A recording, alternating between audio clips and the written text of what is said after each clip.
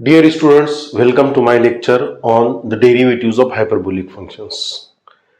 इससे पहले के वीडियो में हमने दो डेरिवेटिव्स देखे, हाइपरबोलिक साइन और हाइपरबोलिक कॉस की।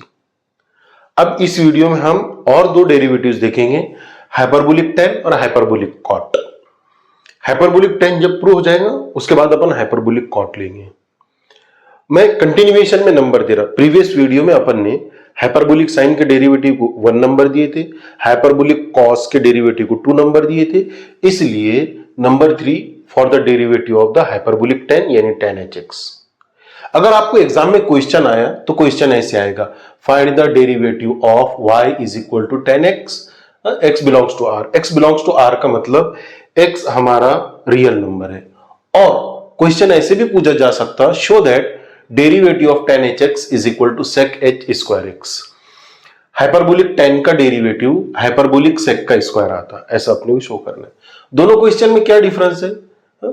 यहां पर function hyperbolic function tan hx को y से डिनोट किया हुआ है और यह कहा गया है कि इसका डेरिवेटिव निकालो। क्या आएगा डेरिवेटिव, ये दिया हुआ नहीं है। और यहां पर फंक्शन को y से डिनोट करने की बजाय सीधे सीधे लिखा हुआ है कि डेरिवेटिव ऑफ tan hx ये sec h स्क्वायर x आता, ऐसे शो करो। ऑलराइट, तो क्वेश्चन कैसे भी पूछा जाए आपको आंसर तो सेम ही होगा हमारा। चलिए सॉल्यूशन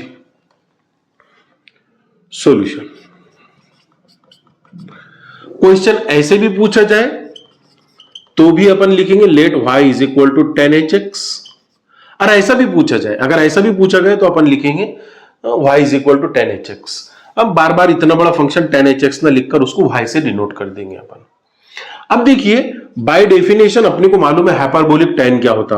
हाइपरबोलिक tan होता hyperbolic sine upon hyperbolic cos, यानी sin hx upon cos hx। अपने को y का डेरिवेटिव निकालना है, इसको डिफरेंशिएट करना है, यानी tan hx का डेरिवेटिव निकालना है।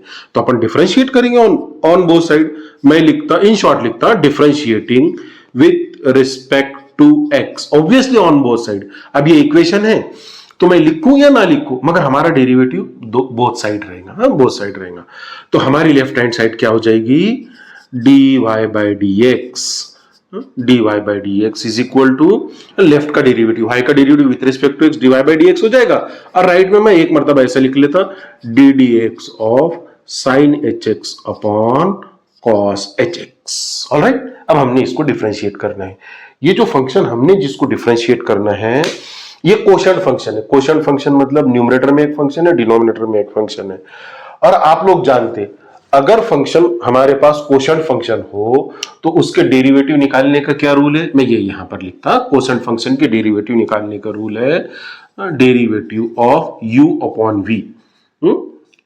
मैं न्यूमरेटर फंक्शन को u से डिनोट कर देता, डिनोमिनेटर फंक्शन को v से डिनोट कर देता, और ये टोटल फंक्शन को अपन कहते हैं कोशेंट फंक्शन। इसका रूल ये है कि डिनोमिनेटर फंक्शन यानी v as it is derivative of numerator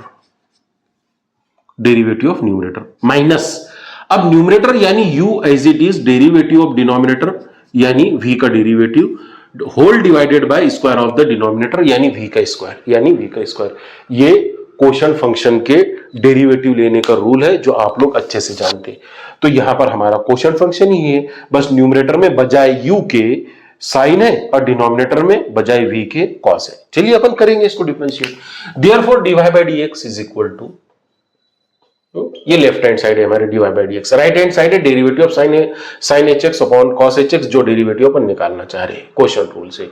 तो डिनोमिनेटर यानी कि cos hx as it is derivative of numerator यानी sin hx का डेरिवेटिव, माइनस अब न्यूमरेटर एज इट इज यानी कि sin hx as it is derivative of denominator means derivative of cos hx whole divided by square of the denominator.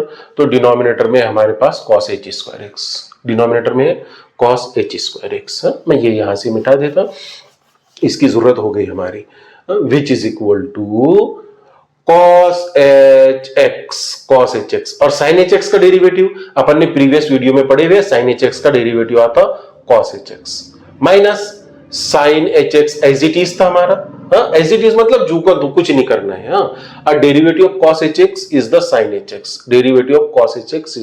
hx divided by square of the denominator. और हम जानते हैं, क्या जानते हैं हम, सॉरी, अभी ये क्या हो जाएगा, cos hx into cos hx is cos h square x minus sin hx into sin hx is sin h square x divided by cos h square x which is equal to, अब देखो cos h square x minus sin h square x, ये अपन ने hyperbolic identities में पढ़े, ये आता 1, तो हो जाएगा हमारा 1 upon cos h square x which is equal to, अब देखिए हमारा सेक क्या था, sec by definition sec H X था 1 अपॉन cos एच एक्स, है ना, तो सेक एच स्क्वायर एक्स क्या हो जाएगा 1 upon cos H square x, तो 1 upon cos H square x की जगह मैं लिख देता सेक एच स्क्वायर एक्स, और लेफ्ट हैंड साइड है हमारी dy बाय dx। अब चाहो तो y की वैल्यू रीसब्स्टिट्यूट कर दो, हाँ रीसब्स्टिट्यूट कर दो, अपन ने y किसकी जगह लिए थे, tan x की जगह, so ddx of tan hx is equal to sec h square x, आ गया हमारा डेरिवेटिव tan hx का sec h स्क्वायर x, ठीक है।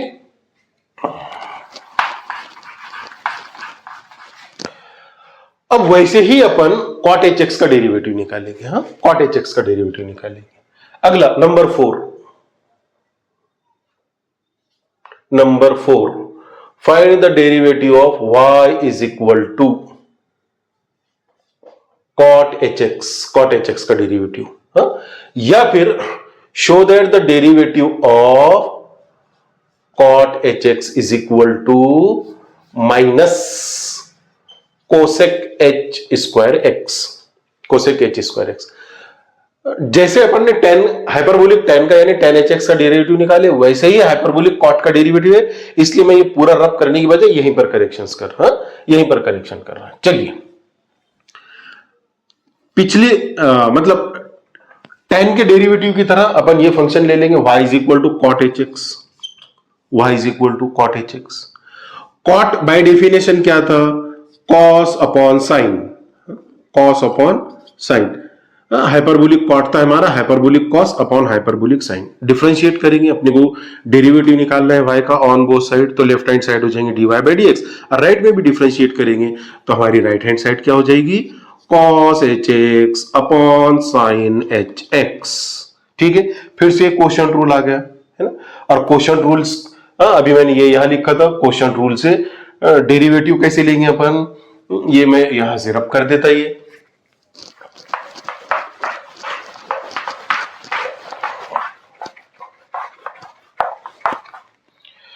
बाय क्वोशंट रूल क्या कहता है हमारा, डिनोमिनेटर एज इट इज, यानी sin hx as it is, derivative of numerator में है cos hx माइनस, अब न्यूमरेटर एज इट इज मतलब जू का तू, इसका कुछ नहीं करना है, cos hx as it is, derivative of denominator में है साइन अपना, whole divided by square of the denominator, और डिनोमिनेटर में है हमारे साइन, तो उसका स्क्वायर हो जाएगा sin h square x, which is equal to sin hx जो अपन ने एज इट इज रखे थे, यानी कुछ नहीं किए थे, डिफरेंशिएट नहीं किए थे, कुछ नहीं किए थे, जो का तो as it is. cos hx का डेरिवेटिव अपन ने लास्ट वीडियो में देख लिया, cos hx का डेरिवेटिव होता sin hx माइनस, फिर हमारा cos hx as it is था, एज इट इज मतलब जो का तो कुछ नहीं किए थे अपन ने, और साइन का डेरिवेटिव cos hx, हाइपरबोलिक यानी sin hx का डेरिवेटिव cos hx जो अपन ने प्रीवियस वीडियो में देखे, upon square of the sine, ठीक है।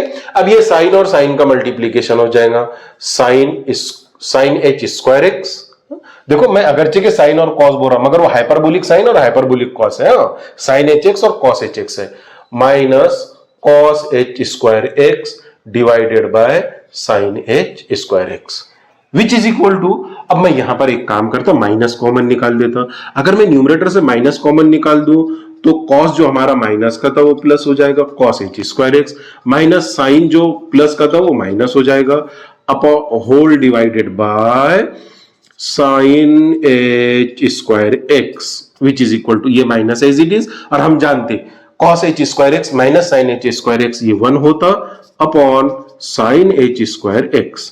फिर से कोसेक की क्या डेफिनेशन थी, हमने पढ़े, कोसेक बाय डेफिनेशन था हमारा cosec hx is equal to 1 upon sine hx, तो कोसेक h स्क्वायर क्या हो जाएगा 1 upon sine h square, therefore मैं 1 अपॉन साइन एच स्क्वायर की जगह कोसेक स्क्वायर लिख देता, minus cosec h square x, और लेफ्ट हैंड साइड क्या थी हमारी, dy by d x. Left hand side थी हमारी dy by d x, means derivative of y with respect to x। अब चाहो तो y की वैल्यू ही सब्सटीट्यूट कर दो, D D x of y लिए थे अपन ने कॉट एच एक्स, देखो ये यहां पर है y हमारा cot h x which is equal to minus cosec h square x. तो हमने इस वीडियो में हाइपरबोलिक tan यानी tan hx और हाइपरबोलिक cot यानी cot hx इन दोनों के डेरिवेटिव्स निकाले। होप सो आपको ये अच्छे से समझे हो।